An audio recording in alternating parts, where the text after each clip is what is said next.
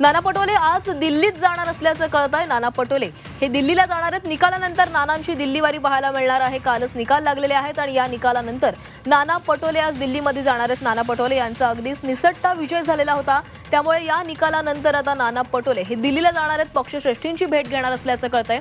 या संदर्भातली अधिकची अपडेट्स घेऊयात आमचे प्रतिनिधी मनश्री पाठक यांच्याकडून। मनश्री, नाना पटोले हे दिल्लीला जाणार आहेत। नाना पटोले यांचा अगदीच निसटता विजय झालेला आहे, त्यामुळे या निकालानंतर ते पक्षश्रेष्ठींची भेट घेण्याची शक्यता वर्तवली जाते। काय अधिकची माहिती आहे? सगळ्यात महत्त्वाचं, नाना पटोले हे प्रदेशाध्यक्ष आहेत, त्याच्यामुळे प्रदेशाध्यक्षांची जबाबदारी या निकालानंतर अर्थातच वाढणार आहे। सोबतच काँग्रेसमधून अंतर्गत पक्षातून त्यांच्या प्रतिक्रिया यायला सुरुवात झाली होती की प्रदेशाध्यक्षांनी या निकालाची जबाबदारी घ्यावी, या पराभवाची जबाबदारी घ्यावी।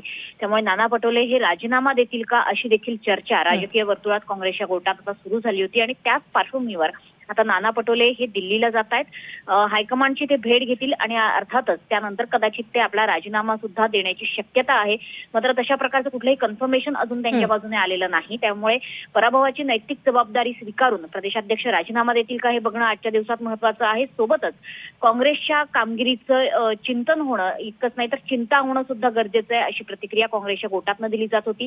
त्यामुळे काँग्रेससाठी हा पराभव अतिशय जिव्हारी लागणारा आहे, कारण काँग्रेसचे अनेक महत्त्वाचे बडे नेते हे या निवडणुकीत पडलेले आहेत। नाना पटोले यांचा स्वतःचा अतिशय 201 मतांनी निसटता विजय झालेला आहे। त्याच्यामुळे नाना पटोले प्रदेशाध्यक्ष म्हणून आज दिल्लीला जातील। इतकंच नाही तर पराभवाची कारणीमीमांसा ही हायकमांडकडे देतील आणि त्यानंतर हायकमांडच्या ज्या सूचना येतील त्यानुसार काँग्रेस पक्षाची महाराष्ट्रातली पुढची वाटचाल ही ठरू शकेल। इतकंच नाही तर विरोधी पक्ष नेतेपदाचं नेमकं काय करायचं हा सुद्धा मुद्दा या बैठकीमध्ये हायकमांडच्या भेटीमध्ये चर्चेला येण्याची शक्यता आहे।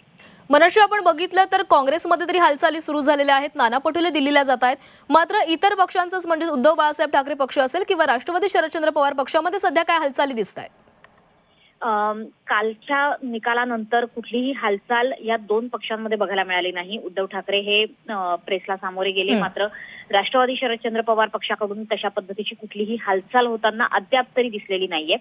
एकंदरीतच सरकार कधी स्थापन होत आहे, सरकार स्थापनेतल्या नेमक्या काय हालचाली आहेत याचा अंदाज घेऊन कदाचित शरद पवार गट आपली भूमिका ठरवण्याचा प्रयत्न करू शकते। मात्र एकंदरीतपणे महाविकास आघाडीचा झालेला पराभव, सगळ्यात महत्त्वाचं काँग्रेसवर आलेली बड्या नेत्यांना पराभवाची नामुष्की, यावर आता चिंता होणं गरजेचं आहे। त्याच्यामुळे आता काँग्रेसमधले प्रदेशाध्यक्ष नाना पटोले यांच्यासह आणखी काही बडे नेते हे सुद्धा हायकमांडची भेट घेण्याची शक्यता आहे। मात्र तुर्तास नाना पटोले हे दिल्लीवारीला जात आहेत। या दिल्लीवारीनंतर ते आपला राजीनामा देत आहेत।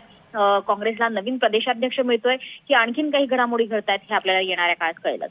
नक्कीच मनश्री, नाना पटोले यांच्या या दिल्ली वारीनंतर अनेक घडामोडी देखील समोर येण्याची शक्यता आहे। धन्यवाद तुम्ही दिलेल्या सविस्तर माहितीसाठी।